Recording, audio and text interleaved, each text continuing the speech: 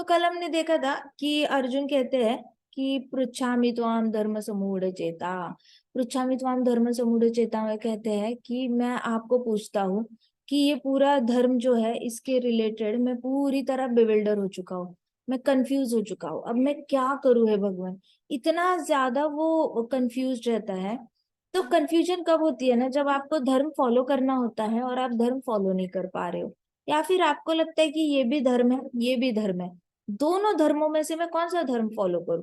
जैसे अर्जुन के लिए था कि क्षत्रिय धर्म भी था, उसके लिए क्षत्रिय धर्म इंपॉर्टेंट था, मारना इंपॉर्टेंट है। दूसरा धर्म है बड़ों की इज्जत करना, बड़ों के बुढ़ापे में सेवा करना, और अपने जो भाई है उनके साथ हम उम्र बनकर फ्रेंडली रहना, अपने जो सारे छोटे भाई है कजिन्स है उनको प्यार देना, और जितनी भी प्रजा सामने जो लड़ाई करने के लिए बैठी है खड़ी है वो लोग, उनकी वाइव्स और उनके बच्चे, उनका रक्षण करना। तो अर्जुन के लिए तो एक साइड पे इतने सारे धर्म थे, इधर भी धर्म था यहाँ भी धर्म था। मैं कौन सा धर्म फॉलो करूं? Arjun was constantly confused. हाँ, अब समझ में आया आपको। देखो, एक राइट और एक रॉन्ग पाथ में से पाथ सिलेक्ट करना बड़ा आसान होता है। किसी ने आपको बोल दिया जाओ उस घर में चोरी करो, और किसी ने बोल दिया मत जाओ उस घर में, चोरी मत करो, चोरी करना गलत है। सिलेक्ट करना बहुत आसान है, चोरी नहीं करना, क्योंकि हमें पता है वो गलत सही रास्ता है, चोरी करना गलत रास्ता है। तो हम, it will be like a piece of cake. You हमें पता चलेगा कि मैंने सही का काम क्या है, गलत काम क्या है। लेकिन अब जैसे दोनों सही काम लग रहे हैं, कृष्णा बोल रहे हैं मारो मारो मारो, उसको भी लग रहा है मैं क्षत्रिय हूँ, मैंने लड़ाई करनी चाहिए। अंदर के अंदर तो उसको भी पता है कि उसकी ड्यूटी है लड़ाई करना, मारना। दूसरी और एक ड्यूटी है ना, बाकियों की तरफ भी, प्रजा की तरफ है, फैमिली की तरफ है या नहीं है? सो दो ड्यूटीज में जब आप कंफ्यूज हो जाते हो तो सबसे पहले क्या करना चाहिए? यच्छ्रेयस्यान् निश्चितं ब्रूहि तन्मे। यच्छ्रेयस्यान् में अर्जुन कहते हैं कि अभी मैं क्या डिसाइड कर रहा हूँ, अभी आप ही डिसाइड करो मेरे लिए क्या बेस्ट है। कहते शिष्यस्ते हम शादी माम त्वाम प्रपन्नम। कहते कि बस आप, मैं आपका शिष्य बन गया हुआ कृष्ण। शिष्यस्ते हम, मैं आपका शिष्य बन गया हूँ। शाधी शाधी, मुझे इंस्ट्रक्ट करो, मुझे बताओ मैंने क्या करना चाहिए। माम त्वाम प्रपन्नम, अभी मैं पूर्ण शरणागति आ गया हूँ, पूर्ण शरणागति आ गया हूँ, आप ही बताओ। तो हमें लाइफ का एक बहुत बड़ा फॉर्मूला आज पता चला है। As a devotees we also sometimes get confused. Office जाना इम्पोर्टेंट है, जाने का कभी कभी मन नहीं करता। स्कूल जाना इम्पोर्टेंट है, जाने का कभी कभी मन नहीं करता। भगवत गीता पढ़ना इंपॉर्टेंट है, मन नहीं करता। भागवतम पढ़ना इंपॉर्टेंट है, मन नहीं करता। कभी कभी दोनों करने का मन करता है, स्कूल भी जाने का मन करता है, ऑफिस जाने का मन करता है। पैरेलली ऐसे लगता है रहने दो, घर पे बैठ के भागवतम पढ़ते हैं, भागवतम पढ़े हुए बहुत दिन हो गए। तो ऐसे करके हमेशा दो ड्यूटीज के बीच में कई सारे कंफ्यूजन्स होते हैं, plus day to day life में बहुत सारे डिसीजंस लेने होते हैं। ये करे या वो करे, अभी के लिए 8 माला जाप कर ले या उसी टाइम पे ये चैप्टर खत्म कर ले, अभी के लिए ये चैप्टर खत्म कर ले या उसी टाइम में 4 माला हो जाएगी मेरी। क्या करूं मैं, उसमें कंफ्यूजन। सुबह उठते वक्त उठूं या नहीं उठूं, कल रात को मैं कितने बजे सोया था, लेट सोया था। आइडियली तो मुझे ज्यादा नींद आनी चाहिए, सो ही जाता हूँ, रहने दो, उठकर करना क्या है। अरे नहीं, उठकर आरती करनी है, जाप करना है, फिर इतना सारा होमवर्क दिया है मैम ने, ये भी करना है, नींद भी आ रही है, क्या करूं? कंफ्यूजन आया ना? ऐसे बेड पे लेटे लेटे इतने सारे सवाल आ रहे हैं मन में। So you are like all the time you are in confusion. तो यही कृष्णा, ये इसमें भगवत गीता में क्या कहते हैं प्रभुपाद, इसके पॉट में कहते हैं कि ये मटेरियल वर्ल्ड पूरा परप्लेक्सिटी का है। There is perplexity in this material world. मतलब इसकी अगर एक प्रॉपर्टी है ना मटेरियल वर्ल्ड की, वो ये है कंफ्यूजन। कंफ्यूजन, यहाँ कंफ्यूजन, वहां कंफ्यूजन, आगे कंफ्यूजन, पीछे confusion, confusion confusion confusion. Perplexity 360 degree. अब ऐसी परप्लेक्स जीवन में हमने जीना कैसे है? शादी माम त्वाम प्रपन्नम, शादी माम त्वाम प्रपन्नम, Krishna I surrender unto you शादी, आप इंस्ट्रक्ट करो मुझे, सिंपल। तो सुबह उठते वक्त अगर कंफ्यूजन हो रहा है कृष्णा क्या करूं, नेचुरली कृष्णा बोलेंगे उठ जा, चल उठ, पूजा कर, जाप कर, क्या लगा रखा है, मैं क्या करूं, मैं क्या करूं, ये करूं या वो करूं.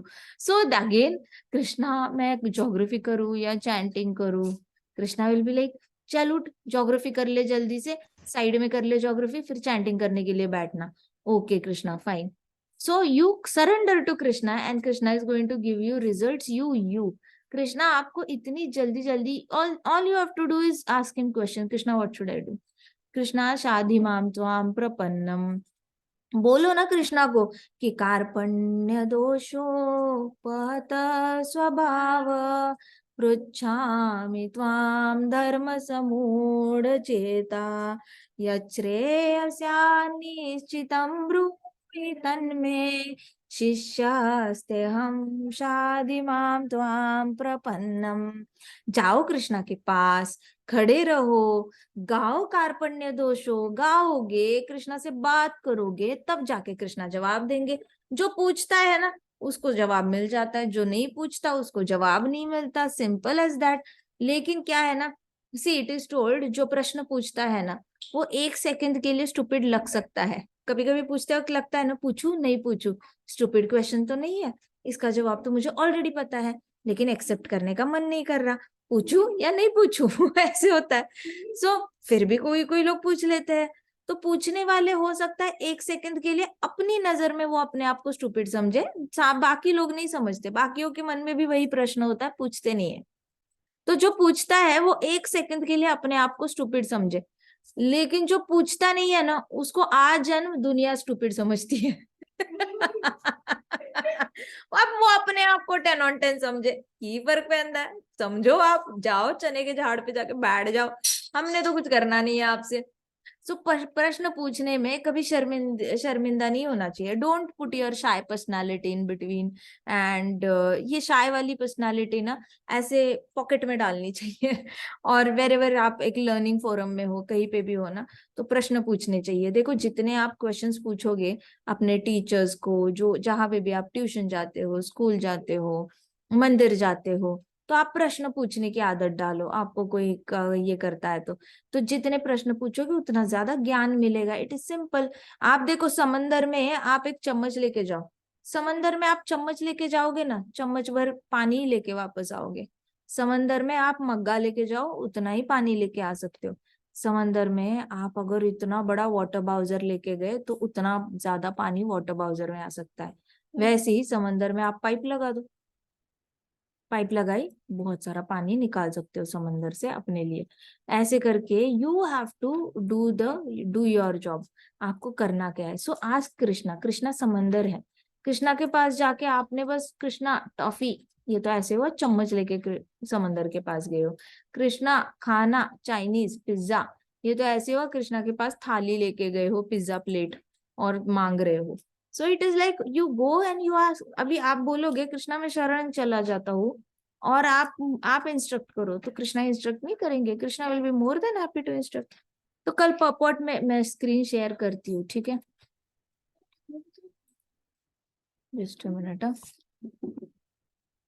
गाओ कार्पण्य दोषो पहत स्वभाव, कार्पण्य दोषोपहतः स्वभाव, पृच्छामि त्वां धर्म समूढ़ चेता, पृच्छामि धर्म सम्मूढ़चेता, पृच्छामि त्वां धर्म समूढ़ चेता, पृच्छामि तां धर्ममूढचेता, यच्छ्रेयस्यान्निश्चितं ब्रूहि तन्मे,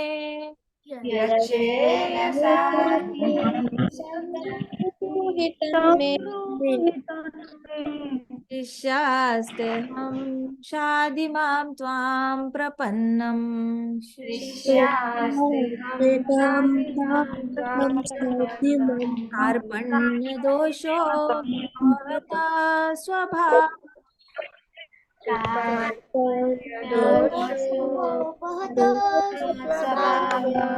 पृच्छामि त्वां धर्मसम्मूढचेता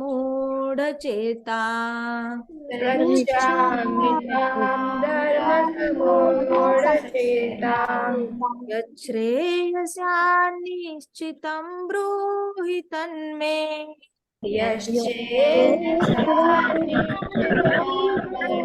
ब्रूहि तन्मे शिष्यास्तेऽहं शाधिमां त्वां प्रपन्नम्।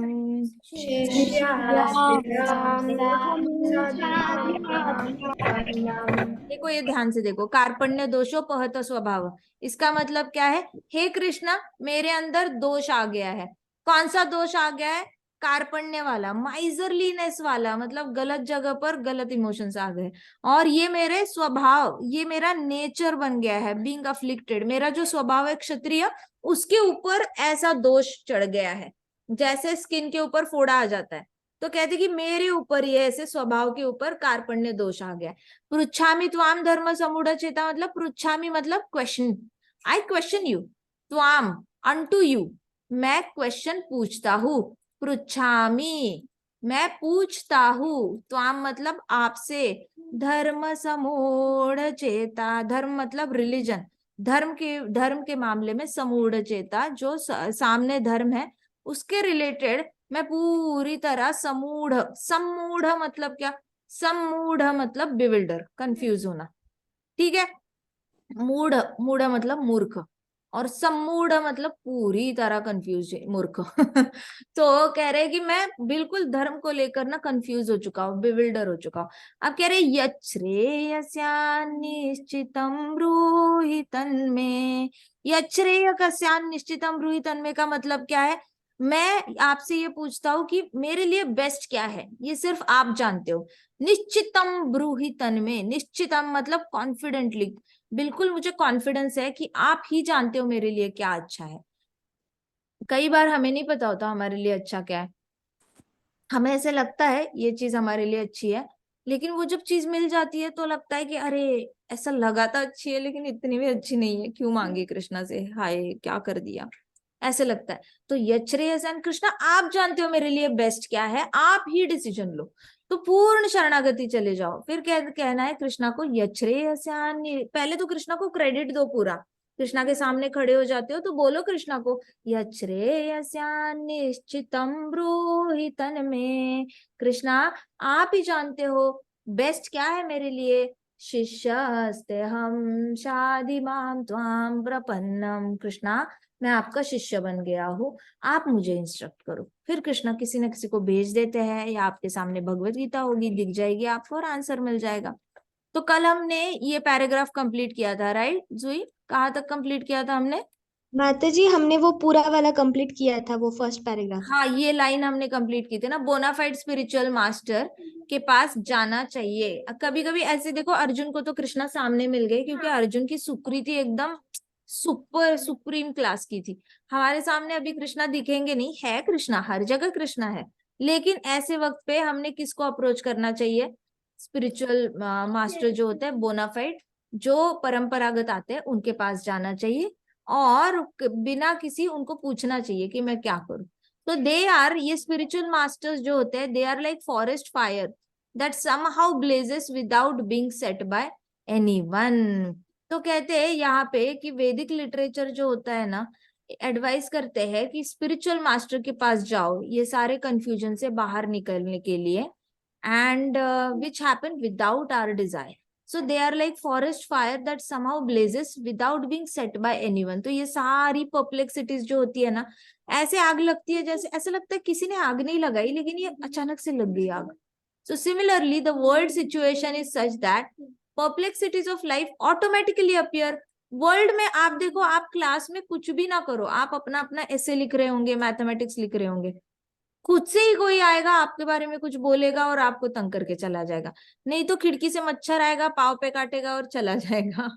आप कुछ नहीं कर रहे हो, लेकिन फिर भी आपको लगेगा मैं क्या करूं, मेरी तो गलती है नहीं, मच्छर आया काटा, मैं पाव पे खुजली कर रहा था, मैम को लगा मैं चीटिंग कर रहा हूँ और मैम ने मुझे डांटा, या फिर मैम को लगा मैं ऐसे झुक के जोक कर रहा हूँ तो इसलिए मैम ने मुझे डांटा। सो परप्लेक्सिटीज हमेशा रहेगी, कुछ ना कुछ तो चलता ही रहेगा। ऐसे नहीं हो सकता कि लाइफ हैपनिंग नहीं है, लाइफ में हैपनिंग कुछ तो चलता ही रहेगा। This is the variety that Krishna adds in life. So without our wanting such confusion, तो अगर आपको चाहिए कि ऐसे कंफ्यूजन नहीं चाहिए, तो किसको अप्रोच करना चाहिए? Bona fide spiritual master. किसी भी गुरु को आप ऐसे, जो परंपरागत आते हैं, ऐसे गुरुओं को आपने ये करना चाहिए, अप्रोच करना चाहिए, जो परंपरा के थ्रू उनकी दीक्षा हुई है। So no one wants fire and yet it takes place and we become perplexed. तो कहते हैं, प्रभुपाद कहते किसी को भी नहीं चाहिए होता है कि आग लगे, ना घर में आग लगे, ना जंगल में आग लगे, फॉरेस्ट में, कहीं भी आग नहीं लगना चाहिए। सबकी इच्छा एक ही है, आग नहीं लगनी चाहिए, लेकिन फिर भी आग लगती है। इसलिए फायर फाइटर्स, इतने सारे नौकरी पे फायर फाइटर्स रखे हैं, इतनी सारी गाड़ियां एज इसके लिए, फायर एक्सटिंग्विशर की गाड़ियां चलती है रोड पर, गवर्नमेंट ने कितना करके रखा है। किसी को नहीं चाहिए फायर, लेकिन आती है या नहीं फायर, लगती है या नहीं। वैसे ही मटेरियल वर्ल्ड में परप्लेक्सिटीज, कंफ्यूजन वाले सिचुएशंस आती है हमारे लाइफ में। हम कोई इनवाइट नहीं करते, हम नहीं बोलते कृष्णा को कि भेजो ऐसे कंफ्यूजन, भेजो मेरे तक, लेकिन ऐसे बार बार आते हैं। So the Vedic wisdom advises that in order to solve perplexities of life and to understand science of solution, one must approach a spiritual master who is in disciplic succession. आपको अगर science of solution सीखना है, solution कोई ऐसे एवे magical wand की तरह appear नहीं होने वाला। आज आपको कोई प्रॉब्लम है और टंग कहीं से बल्ब जली और सामने ऐसे बोर्ड आ गया जिसमें सॉल्यूशन लिखा हुआ आ गया है। No, you will not find solutions immediately ऐसे करके। सॉल्यूशन कब मिलता है? जब आप एक स्पिरिचुअल मास्टर को अप्रोच करते हो, जो परंपरागत आए हुए हैं, डिसाइप्लिक सक्सेशन, जाकर उनके पास आप अप्रोच करते हो, अपनी प्रॉब्लम बताते हो, तो आपको साइंस ऑफ सॉल्यूशन धीरे धीरे पता चलता है। कभी कभी हमें कुछ सॉल्यूशंस दिए जाते हैं, वो हमें अच्छे भी ना लगे, हमें ऐसे लगे कि मैं वो पर्सनालिटी हूं नहीं, मैं नहीं फॉलो कर सकता या कर सकती। ऐसे अंदर से जो भी इंस्ट्रक्शन आएगा उसके लिए बहुत सारे उल्टे जवाब होंगे, but ultimately you will always find that you will be in advantage, you will be in good side of the bhakti if you listen to them. So a person with bona fide spiritual master is supposed to know everything. जिसके गुरु होते हैं उसको ऐसे समझा जाता है कि उसको सब कुछ पता होना चाहिए आइडियली, क्योंकि उसने अपने गुरु के इंस्ट्रक्शंस में अपने आप को झोंक देना चाहिए। गुरु जो इंस्ट्रक्शंस देते हैं ना, उसमें लाइफ के प्रॉब्लम्स कैसे सॉल्व करने हैं, उसके सारे सारे इंस्ट्रक्शंस गुरु ने दे रखे होते हैं। It is just that the disciples does not want to take efforts to understand what are the instructions given by guru.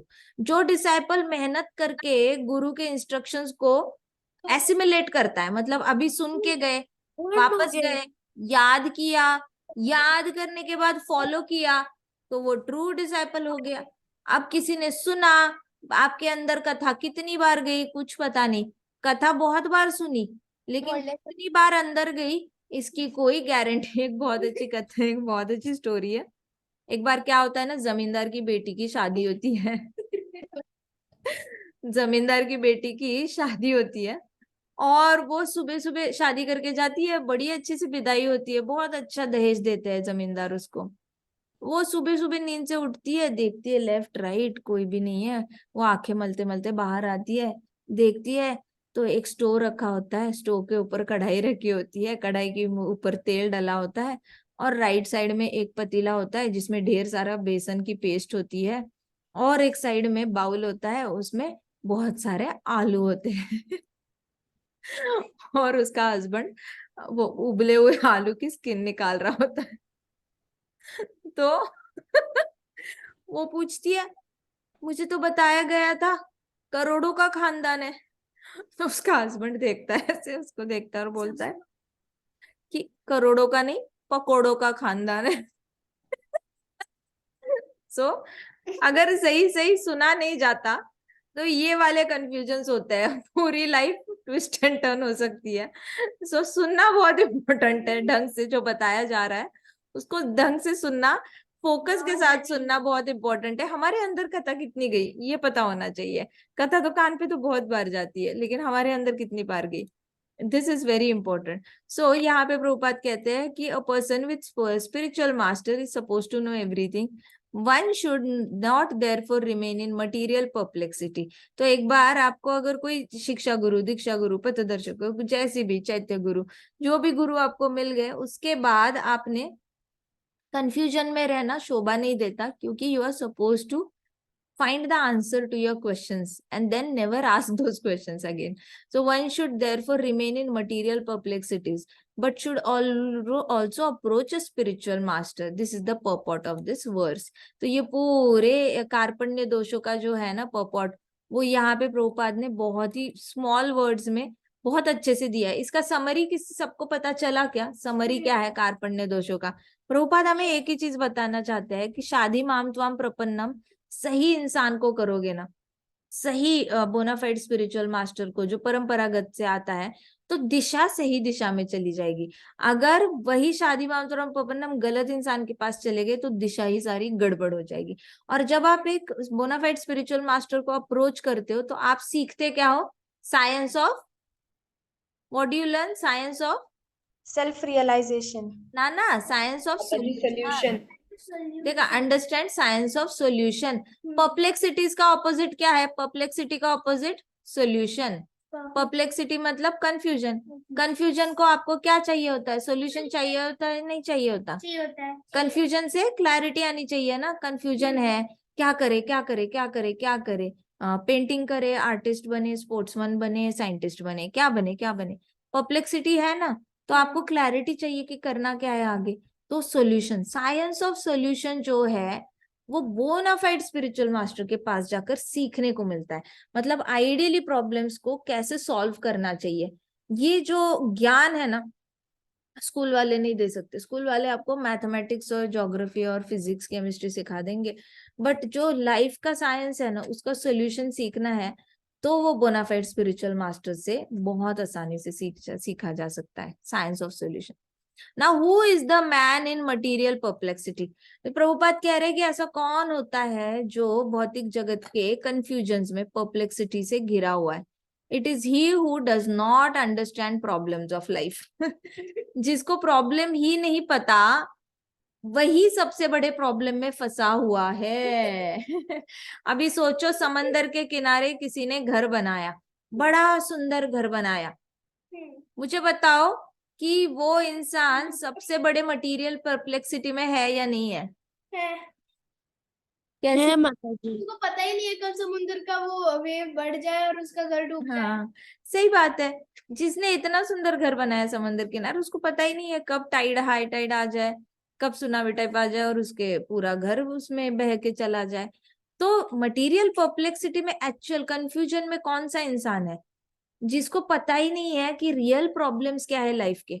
वो तो देख ही नहीं रहा रियल प्रॉब्लम को. मतलब सामने समंदर है, लेकिन समंदर को ऐसा प्रॉब्लम नहीं दिख रहा. समंदर को ऐसे देख रहा है जैसे वाह वाह वाह कितना सुंदर है. He is not looking at it as problem. तो ऐसे लोग हमेशा परप्लेक्सिटी में रहते हैं. तो बृहदारण्यक उपनिषद में बताया गया है, perplexed man is described as follows. यो वा एतद अक्षरम गार्गी अविदित स्वामा लोकात प्रैतिसक कृपाणः. कहते कि he is miserly man who does not solve the problems of life. Miserly man कौन होता है? Who not solve problems of life.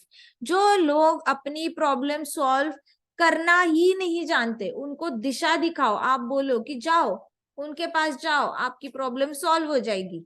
ठीक है, इस कॉन में इतने सारे महाराज हैं, वो अगर आपको मतलब किसी का नसीब अच्छा होगा और उसको दीक्षा दे दी महाराज ने, तो उसके कितने सारे प्रॉब्लम सॉल्व हो जाएंगे. उसका लाइफ में हो सकता है 9,99,999 प्रॉब्लम्स हो. उसके पास इतने प्रॉब्लम्स हो सकते हैं. फिर भी गुरु के पास 10,99,999 सोल्यूशन होंगे.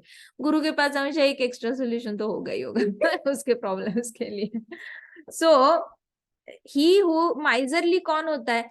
जिसको प्रॉब्लम में रहना होता है, उसको पता ही नहीं उसकी प्रॉब्लम कितनी सीवियर है. और किसी ने बताया ना, देखो एक स्टोरी है, मैं बताती हूँ.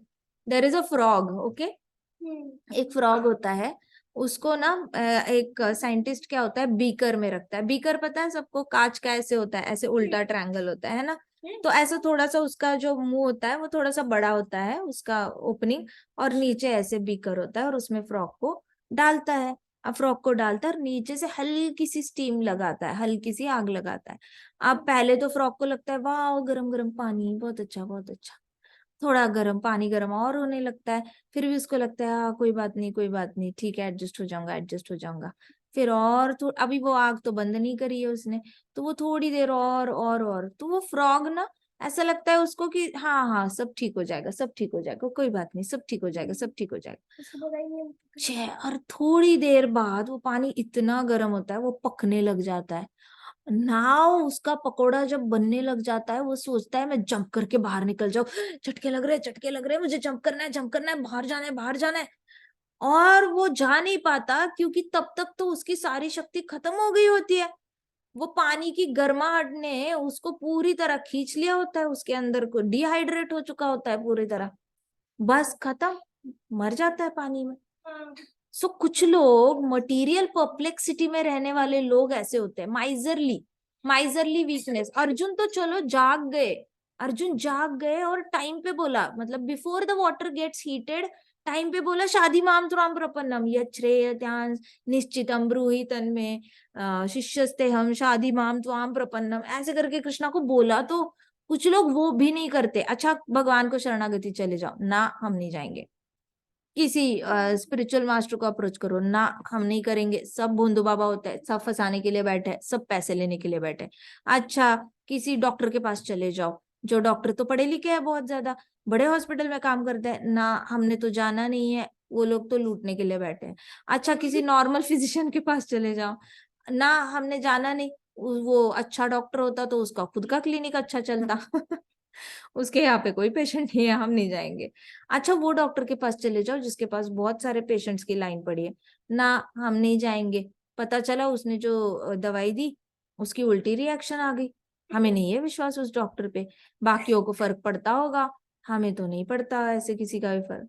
ऐसे करके कुछ लोगों को अपना प्रॉब्लम ही सॉल्व नहीं करना होता, बैठे रहते हैं लेकिन प्रॉब्लम सॉल्व नहीं करते। ऐसे इतने सारे तरीके में कुछ इंसान कहेंगे मुझे शॉप खोलनी है मुझे शॉप खोलनी है मुझे शॉप खोलनी है। अच्छा ठीक है, उनके पास जाओ, वो सेठ जी का दुकान जो है रेंट पे चढ़ना है, हाँ हाँ हाँ ठीक है जाता हूँ। शाम को आके गए नहीं शॉप के लिए सेठ जी से मिलने, हाँ मैं सोच रहा था जाऊंगा लेकिन मुझे लगा रेंट कुछ ज्यादा ही होगा, तो फिर मैं गया नहीं। देखा शॉप भी नहीं देखी, रेंट भी नहीं पूछा, कैसे पता चलेगा ज्यादा कम है बजट में।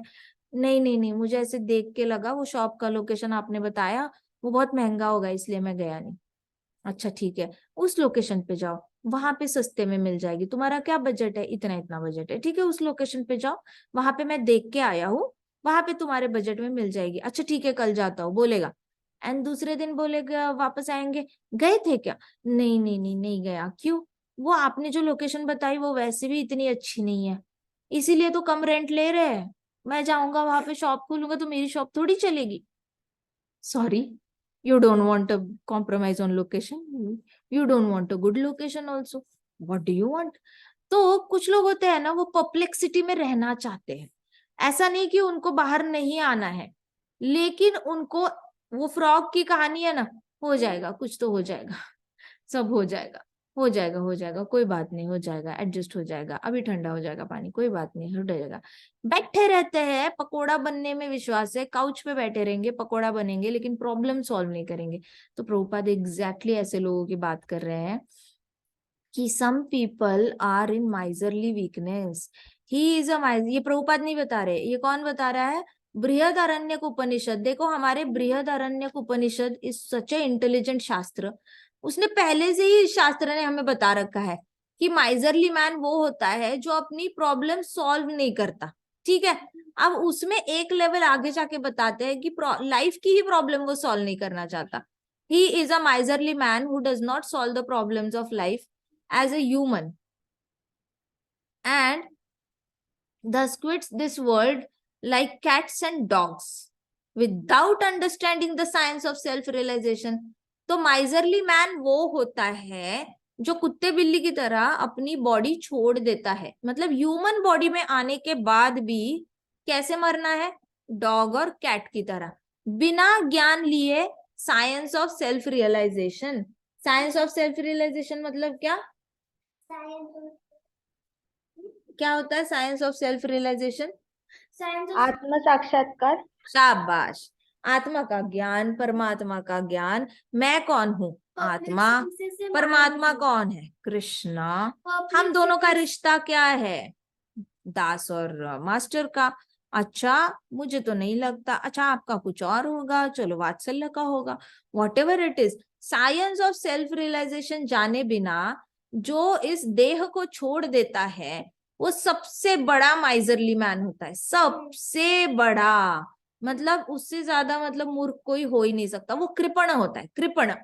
कृपण इज लाइक, देखो कृष्णा ना अभी डायरेक्टली बैड वर्ड नहीं बोल सकते ना भगवत गीता में, अर्जुन भी नहीं बोल सकता, लेकिन कृपण in Sanskrit is really a bad word. It is actually a bad word, जहाँ पे आप अपने आप कृपण मतलब बहुत ही माइजरली ट्रीट करते हो किसी को। तो ये माइजरली मैन वो माइजरली होता है जो who does not want to solve problems of life and quits the world. ऐसे ही जैसे फ्रॉग ने छोड़ दी ना अपनी बॉडी, फ्रॉग ने छोड़ी ना बॉडी गर्म पानी में, छोड़ी या नहीं छोड़ी? वैसे ही इंसान अपनी बॉडी कैट और डॉग की तरह छोड़ देता है और अंडरस्टैंडिंग करने की कोशिश नहीं करता। This human form of life is most valuable asset for living entity. ये जो ह्यूमन फॉर्म ऑफ लाइफ होती है ना, ये बेस्ट एसेट होती है हमारे लिए। जिस आत्मा को इंसान का शरीर मिला है ना, उस आत्मा से लकी आत्मा कोई नहीं है। देखो आज आपको ऐसे जितनी भी हमारी पॉपुलेशन है ना, 7 बिलियन पॉपुलेशन है, हर एक जन कंप्लेन करेगा। कोई ना कोई कंप्लेन हमेशा रहेगी। उसको पता ही नहीं है कि भाई तुझे जो ये ह्यूमन बॉडी मिली है ना, ये तुम्हारी सबसे महंगी प्रॉपर्टी है, सबसे वैल्यूएबल एसेट। एसेट क्या होती है? एसेट मतलब किसी के पास जमीन होती है, किसी के पास बड़े बड़े शॉप्स होते हैं, बड़ी बड़ी बिल्डिंगें होती है, किसी के पास बड़े बड़े शिप होते हैं, क्रूज होते हैं, किसी किसी के पास आइलैंड्स होते हैं, पेंट हाउस होते हैं। लोग इसको एसेट कहते हैं, एसेट। किसी किसी के पास बहुत ज्यादा खेती होती है, एकर्स एकर्स में बड़े बड़े कंस्ट्रक्शंस होते हैं, होटल्स होते हैं, रेस्टोरेंट्स होते हैं, इसको लोग एसेट कहते हैं। लेकिन हमारे शास्त्र क्या कहते हैं? सबसे बड़ी एसेट क्या है? Human body. सबसे बड़ी एसेट आत्मा के पास कौन सी है? Most valuable asset is human form of life. बोलो, most valuable asset is human body. Most valuable Most valuable asset is human body. Most valuable asset is human body. most valuable asset is human body. Most valuable asset is human body. Most valuable asset Human is body. human हाँ, body. अभी बताओ, कभी life में बोल पाओगे हाय मेरे पास कुछ भी नहीं है, काश मैं और रिच होता? मोस्ट वैल्यूएबल एसेट तो है, सबसे महंगी एसेट है। बताओ, जिसके पास करोड़ों करोड़ है उसके पास अगर ह्यूमन बॉडी नहीं होगी तो कुछ फायदा है करोड़ों का? अच्छा, मान लो किसी के पास बहुत बड़ा जेट है, एरोप्लेन है, और उसके पास एक डॉग है। अब वो डॉग उसके साथ हर जगह ट्रैवल करता है, ठीक है? उस डॉग के पास ह्यूमन बॉडी तो है नहीं, कुछ फायदा है? वो डॉग भी जेट में ट्रैवल करता है, उसका मालिक भी जेट में, प्राइवेट जेट में ट्रैवल करता है, एक कंट्री से दूसरी कंट्री में। उन दोनों में कोई अंतर है क्या? नहीं।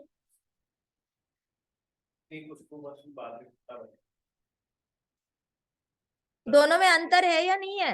है माता जी। एक के पास वैल्यूएबल एसेट है ह्यूमन बॉडी की, दूसरे के पास वैल्यूएबल एसेट नहीं है ह्यूमन बॉडी की। अब डॉग ने अगर बॉडी छोड़ी ना उस जेट में, वो मर भी गया ना, उसका इतना नुकसान नहीं है। लेकिन अगर ह्यूमन बॉडी ने जेट में हार्ट अटैक आ गया तो उसका सबसे बड़ा नुकसान है, क्योंकि उसने ह्यूमन बॉडी जिसकी चीज के लिए यूज करनी चाहिए थी ना, उसने की नहीं। तो सबसे बड़ी प्रॉपर्टी उसने मिसयूज करी, सबसे बड़ी प्रॉपर्टी। इट इज लाइक बहुत बड़ा घर बांधना और उसको मिसयूज करने के लिए लगा देना, पूरी तरह कचरे से भर देना, हर जगह कचरा कचरा, चूहे चूहे, और टूटी हुई बॉटल्स, टूटे हुए सारे प्लास्टिक कप्स और प्लेट्स। तो इतना बड़ा सुंदर घर बनाओ और सारा कचरे से भर दो, वैसे वाला काम है। अगर इतनी वैल्यूएबल आपके पास एसेट है ह्यूमन बॉडी, उसको वेस्ट करना। So who can utilize? तो ये ह्यूमन बॉडी किस लिए होती है? For solving the problems of life. Human body किस लिए होती है? For solving the problems of life. Problems of life. Problems of Human body is meant to solve the problems of life. Human body is meant to solve the problems of life. लिख रहे हो, notes बना रहे हो? Therefore, one who does not utilize this opportunity is a miser. अब जिसको इतनी बड़ी चांस दी है, अगर वो यूज नहीं करेगा ये अपॉर्चुनिटी, तो वो कौन होगा? Miser. कौन होगा वो? Miser. Miser. Miser. One who does not use his human body is a miser. A person. Miser मतलब क्या होता है पता है आपको? जो माइजरी से जा रहा होता है. नहीं, माइजर मतलब वो इंसान होता है जिसके पास बहुत सारे पैसे होते हैं, लेकिन वो पैसे खर्च नहीं करना चाहता. कंजूस. कंजूस. कंजूस से भी कंजूस, महाकंजूस, मक्खी चूस. मक्खी चूस से भी और कंजूस. कुछ भी होता है वो. सो इट इज लाइक मधुमक्खी चूस. सो माइजर मतलब ऐसा इंसान होता है जिसके पास बहुत बड़ी एसेट है, ह्यूमन बॉडी, और वो उस ह्यूमन बॉडी को यूज नहीं करना चाहता. उसको तो पता है बॉडी तो वैसे भी खर्च हो रही है, हर रोज खर्च हो रही है या नहीं हो रही? आप भक्ति करो ना करो, फिर भी बॉडी खर्च हो रही है. हर रोज एक मोमेंट पे बॉडी बूढ़ी बनती जा रही है. आप वैसे नहीं दिखते जैसे 5 साल पहले दिख रहे थे. हर रोज एजिंग हो रही है बॉडी की. तो बॉडी अगर है तो वो खर्च भी होगी, लेकिन इसने खुद खर्चा नहीं करना है. करोड़ों करोड़ों के बैंक बैलेंस पे बैठेगा, लेकिन 1 रुपया नहीं निकलेगा किसी चीज के लिए, अच्छाई भलाई के लिए. वैसे ही ह्यूमन बॉडी है, लेकिन 1 सेकंड नहीं देगा राम राम कृष्ण कृष्ण कृष्ण बोलने के लिए ना. उसके पास टाइम नहीं है कृष्ण का, राम का, राधा रानी का, हरे ये नाम लेने का ना, उसके पास टाइम नहीं है. That is called as miser. ये सबसे ज्यादा माइजर है, जिसके पास बहुत ज्यादा प्रॉपर्टी है और कुछ भी यूज नहीं करना चाहता.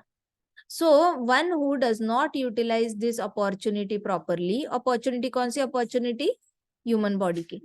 Is a miser. On other hand there is a Brahmin, और he who is intelligent enough to utilize this body to solve all problems of life. और दूसरी तरफ देखो तो ब्राह्मण का पुत्र होता है, बेटा होता है या बच्चा होता है, उसके पास क्या है? वो बहुत इंटेलिजेंट है, क्योंकि वो ये अपॉर्चुनिटी यूज करता है प्रॉब्लम्स ऑफ लाइफ सॉल्व करने के लिए.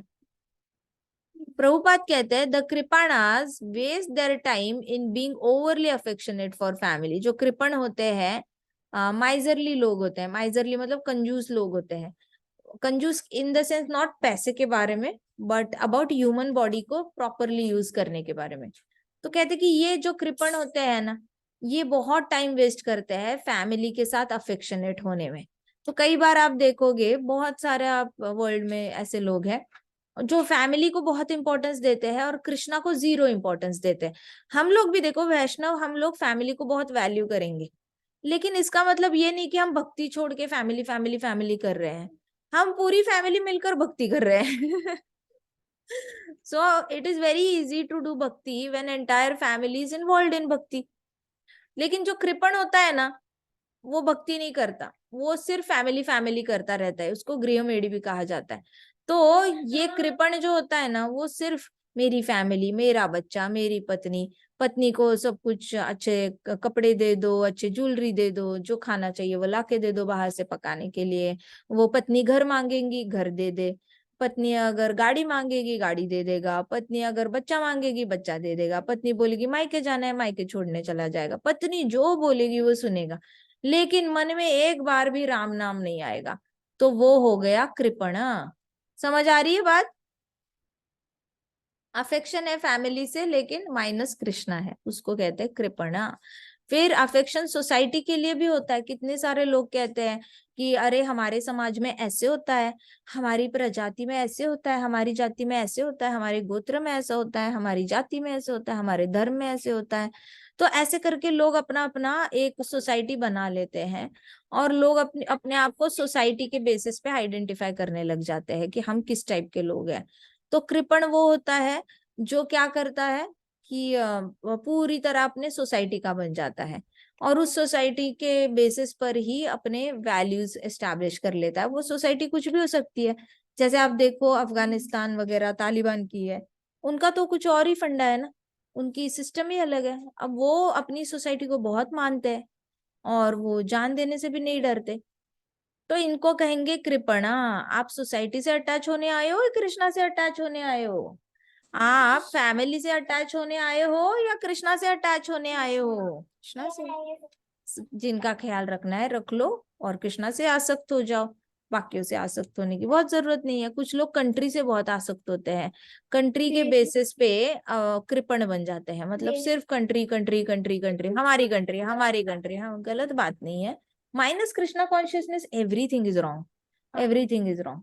If you remove Krishna from the equation, everything is dark. आप सूरज को निकाल दो ब्रह्मांड से, सन को निकाल दो ब्रह्मांड से, ब्रह्मांड डार्क होगा या नहीं होगा? वैसे ही कृष्णा को निकालो लाइफ से, सारे कॉन्सेप्ट्स में से कृष्णा को निकालो, वो पूरी तरह डार्कनेस से भर जाएगी, कृपण बन जाओगे। कृपण अपनी लाइफ में से कृष्णा को माइनस जो करते हैं वो कृपण होता है। So in this material, one is often attached to family life, namely children, wife, other members, basis of skin disease. Skin disease भी होता है लोगों को, मतलब स्किन, ऐसा जरूरी नहीं कि स्किन के ऊपर फोड़े फोड़े आने चाहिए या दाग आने चाहिए। स्किन डिसीज का मतलब हमारी फैमिली हम सब गोरे हैं, हमारी फैमिली हम सब डस्की ब्यूटीफुल है, हमारी फैमिली हम सब टॉल है, हमारी फैमिली हम सब क्यूट क्यूट है, छोटे छोटे हैं, हमारी फैमिली हम बहुत क्लासी है, हमारी फैमिली हम बड़े बिंदास है। ऐसे करके सब लोगों को स्किन डिसीज हो चुका होता है, सब एक दूसरे को स्किन के बेसिस पे जानते हैं। हाँ, तुम्हारी स्किन देखो बिल्कुल दादी की तरह है, नानी की तरह है, आपकी परदादी ऐसी थी, परनानी ऐसी थी, स्किन टू स्किन कंपैरिजन करके सब लोग अपने आप को आइडेंटिफाई करते हैं। इसको शास्त्रों में स्किन डिसीज कहा गया है। तो इस स्किन के बेसिस पे अटैचमेंट होती है सबकी, राइट। जैसे अमेरिका चले जाओ, अभी दो एशियंस इकट्ठे आए तो बड़े स्माइल करके एक दूसरे से बात करेंगे। क्यों करेंगे स्माइल करके बात? क्योंकि उनके स्किन कलर सेम होते हैं, या उनको देखकर ही पता चलता है, नाक नक्शे देखकर, कि अरे तुम भी एशिया के हो, मैं भी एशिया का हूँ, चलो आपस में गप्पे लड़ाते हैं। सो ये स्किन डिसीज है, इमिजिएटली आपका स्किन के बेसिस पे कनेक्शन फॉर्म हो जाता है। सो ऐसे वाले जो होते हैं इनको भी कृपण कहा गया है। The Kripana thinks that he is able to protect his family members from death.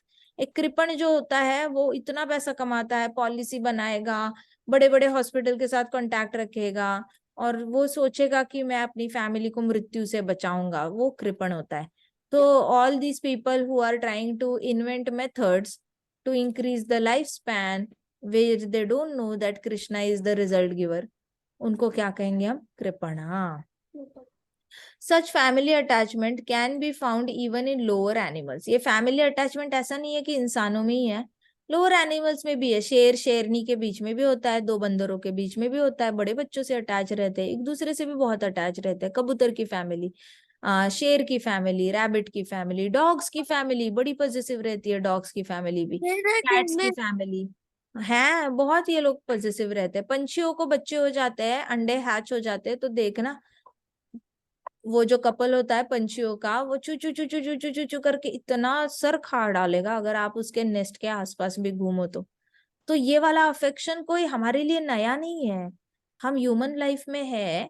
ऐसा नहीं है कि हम पहली बार एक्सपीरियंस कर रहे हैं प्यार फैमिली में होता कैसे है ना। ये सारा अफेक्शन जो है, आसक्ति इतनी ज्यादा, ये सब तो एनिमल बॉडी में भी है, बर्ड्स में भी है, बाकी मैमल्स में भी है।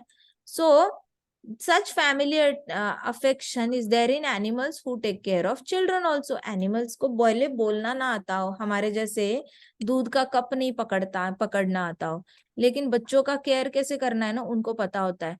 किसी डॉग के पास चले जाओ, डॉग आपको, उसको बच्चे हुए, उस डॉग को हाथ लगाने की कोशिश करो, आपका हाथ फाड़ के खा लेगी वो। इतनी गुस्से में होती है वो जब बच्चे होते हैं, उसको लगता है कोई मेरे बच्चों को खाएगा, ऐसे नुकसान नहीं करेगा, कोई मेरे पास मत आओ, आओगे तो मैं आपको काट डालूंगी। सारे डॉग्स ऐसे नहीं होते, पेट्स ऐसे नहीं होते, बट नॉर्मली मैक्सिमम डॉग्स को ऐसे लगता है उनके नए नए जन्मे हुए बच्चों को मारने आया है कोई, तो वो काट लेता है। So such family attachment is there in all animals. So being intelligent, Arjun could understand, अभी अर्जुन इंटेलिजेंट थे ना, तो Arjun could understand that his affection for family members and his wish to protect them from death were cause of his perplexity. Arjun इतने intelligent थे, उनको पता था उनके मन में इच्छा है भीष्म पितामह को बचाना है, दुर्योधन और 100 भाइयों को बचाना है, ये सारा अफेक्शन था, अटैचमेंट थी अपनी फैमिली के लिए। उसमें कोई सही गलत उसको समझ ही नहीं आ रहा था, बस अटैचमेंट बोल रही थी, नहीं मारना चाहिए, नहीं मारना चाहिए। अगर वो भाई नहीं होते, रिश्ते में नहीं होते, तो अर्जुन ने 2 मिनट में खत्म कर देना था सबको। अर्जुन ने कितने युद्ध जीते थे। जहां पे कोई रिश्ता नहीं था, स्किन बेसिस पे, स्किन डिसीज नहीं था, जिसके साथ कोई रिश्ता नहीं होता वहां पे स्किन डिसीज नहीं होता, जिसके साथ कोई रिश्ता होता है स्किन के बेसिस पे, वहां पे स्किन डिसीज भी हो जाता है। तो अर्जुन को पता था कि ये जो है अफेक्शन फॉर फैमिली है, वो तो एनिमल की तरह ही है उसके अंदर। तो वो ही wishes to protect all of them from death. अब वो विश कर रहा था ना, तो इसकी वजह से वो बड़ा कंफ्यूज था। ठीक है, ये अगली बार देखेंगे आगे क्या होता है। भगवद गीता की जय, श्रील प्रभुपाद की जय, श्री श्री राधा श्याम सुंदर की जय, श्री श्री कृष्ण बलराम की जय, वृंदावन धाम की जय। हरे कृष्णा कृष्णा कृष्णा हरे हरे, हरे राम राम राम हरे हरे, हरे कृष्णा महासंकीर्तन यज्ञ की जय।